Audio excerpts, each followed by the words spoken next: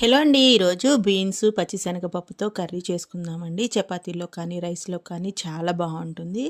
So process ఏంటో చూసేద్దాం, వచ్చేయండి. సన్నగా చాప్ చేసుకున్న బీన్స్, 1 అవర్ సోక్ చేసుకున్న పచ్చిశనగపప్పు, కొంచెం వాటర్ వేసుకొని సాల్ట్ వేసుకొని ఉడికించుకోవాలండి. నెక్స్ట్ ఒక ప్యాన్ తీసుకొని అందులోనే ఆయిల్ వేసి పోపు గింజలు అలాగే కరివేపాకు వేయించుకోవాలండి. అవి కొంచెం వేగిన తర్వాత ఉల్లిపాయ ముక్కలు, పచ్చిమిర్చి ముక్కలు మగ్గించుకోవాలి.